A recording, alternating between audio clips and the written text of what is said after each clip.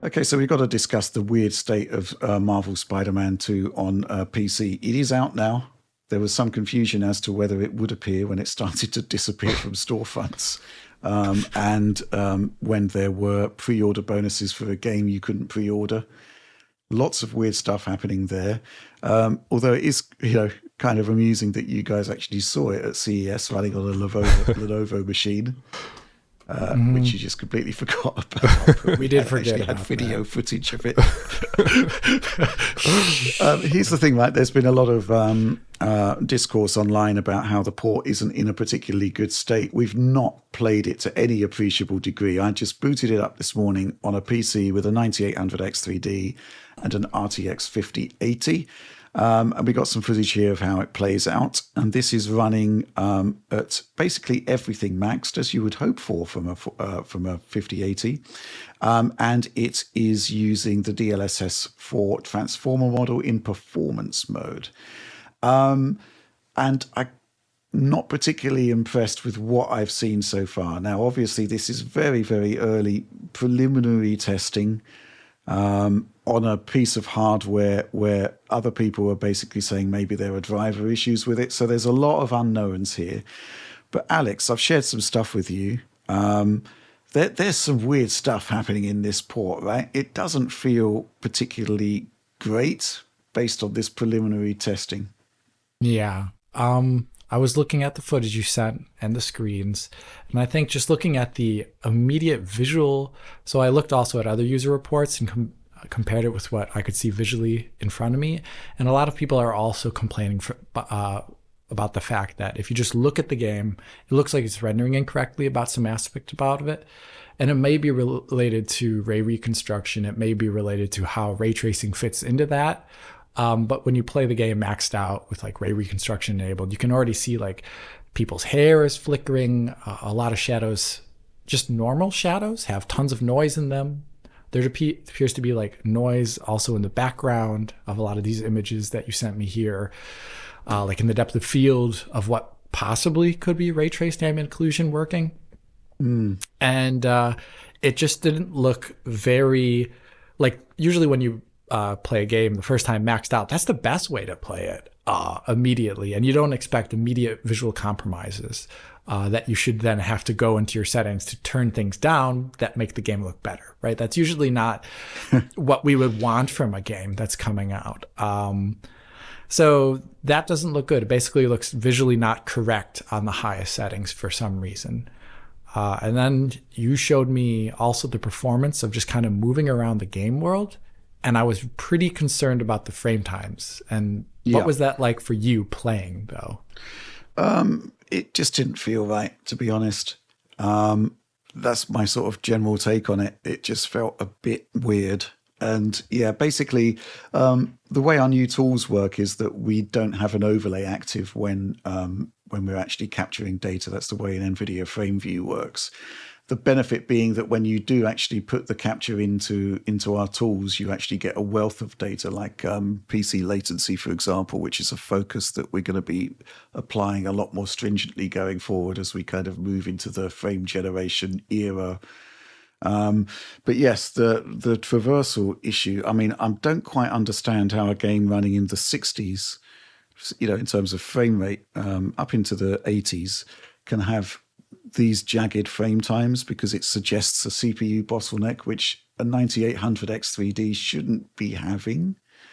The performance is generally more stable in cutscenes, except it isn't. There's weird blips happening there.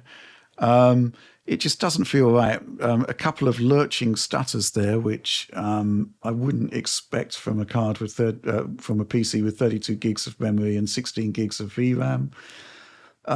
There's a lot going on here that just doesn't really feel right, and the visual artifacts. Again, maybe it is the ray reconstruction transformer model not properly plumbed in. Maybe it's other issues with 5080. Who knows? Because I just wanted to give a quick outline of how this game works. We'll have to do a bit more testing on it. But this just doesn't feel right, and it doesn't feel up to the quality of what we've seen from prior Nixie's games as well. And that's concerning to me because, we were hoping to see some improvements from Nixes, right? There have been some established technologies and trends within the ports that kind of need revisiting, right? Particularly in the way memory is handled. But this isn't particularly great. And then I'm looking at the reports online, which are talking about like a lot of crashes. Yes. I didn't have a crash, but I only played it for literally 25 minutes because the game's literally just come out. Yeah. So, I mean, we should review this, but Alex, it's really, this is the weird thing, right? Because we don't like doing bad reviews. And then you sort of fire up the game. You see that something's not quite right with it across a number of sort of dimensions.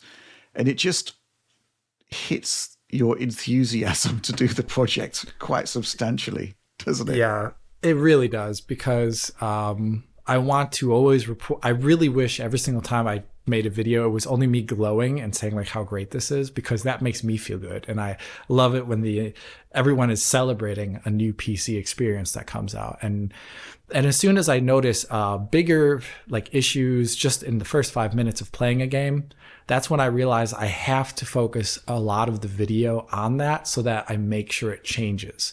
And now they probably will change certain aspects about this. Nixie's patches games really rapidly and quickly and all that. But it also makes my review experience very rocky, because I want to report on the game, but it's probably going to be rapidly patched. So all of the things I want to report on may be fixed within 2 to 3 weeks or something like that. Yep. And then it immediately dates the video. It makes my reporting not useful to consumers in more than a week or so. And right now we only got this game yesterday evening, which would have been Thursday. And it was already after work hours for me. And it's going into the weekend. I am currently in the middle of kind of wrapping up my coverage on something else that I want to also turn into a video. It's just like altogether bad timing. And I'm not sure we're going to cover this. I think we should cover this, of course, but I don't know what that video looks like in my head right now. And I'm going to have to maybe play the game a bit to figure out what kind of video we can make to actually have it be relevant to users. And I'm not sure what that looks like yet, because I haven't played the game. I've only seen what Rich has done. So, so we'll see. Maybe if you have really good ideas, this is to DF backers and everyone else, maybe write them below to see what is really useful when covering a game that we get late, everyone else gets late, comes out with issues. Like what would help you as a consumer there? So maybe we can get a better idea.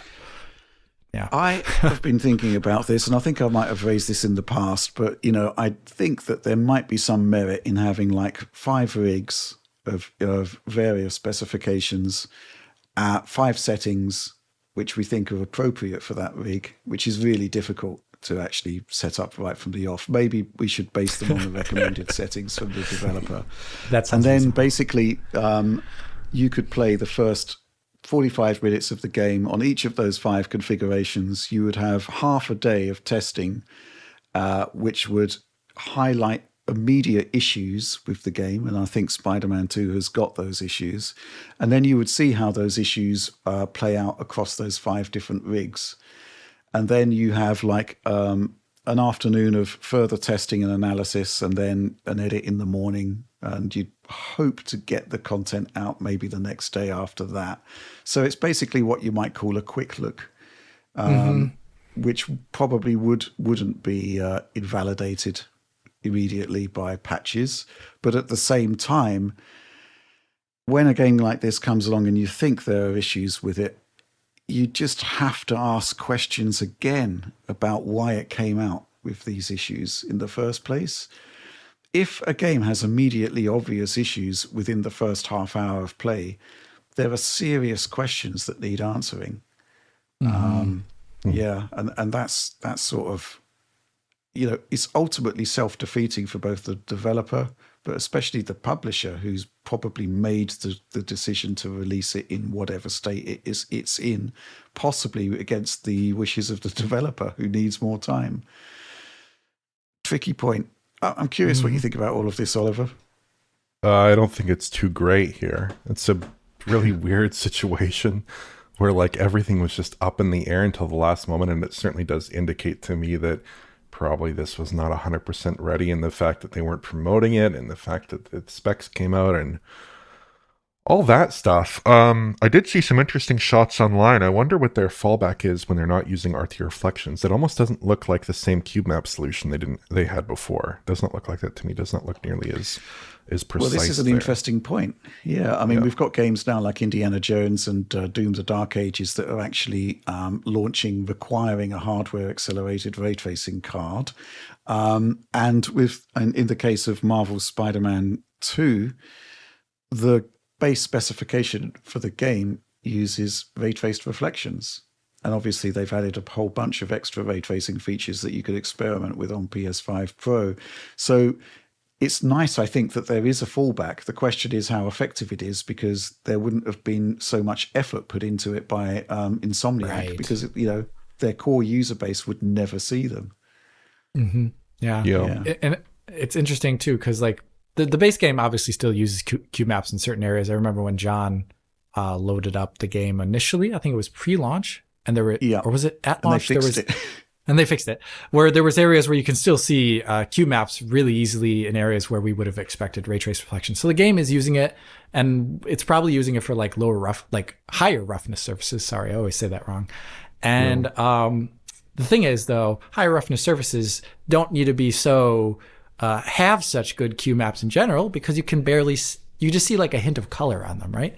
So maybe this is a case also, we'll just have to see when we load it up, but where you turn off RT reflections, maybe the cube maps that you do get aren't so well placed or high res or all these other aspects, because, well, you wouldn't have seen that in the base PS5 experience anyway. So we'll definitely have to see when we load this up. It's going to be funny. I don't know. Maybe it won't be fun.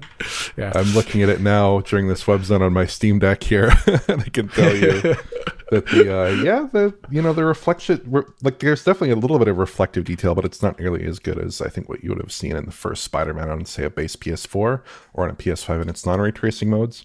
In general, just playing through it on my Steam Deck again during this call here, it's running on low settings with FSR3 and DRS mode by default. And the GPU is pegged pretty hard, and the CPU is pegged pretty decently as well there.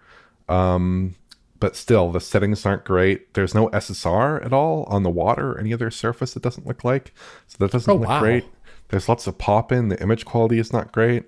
And then this performance, it can hold 30 FPS, but it stutters quite a bit, especially during traversal, right? Running through that city, swinging from the spider webs, you're really not getting too great of an experience there, with lots of stutter there trying to cap the game at 30 FPS rather. But of course, it would follow if the PC version in general is not working too well. The Steam Deck version is probably a little bit worse than that typically you'd expect.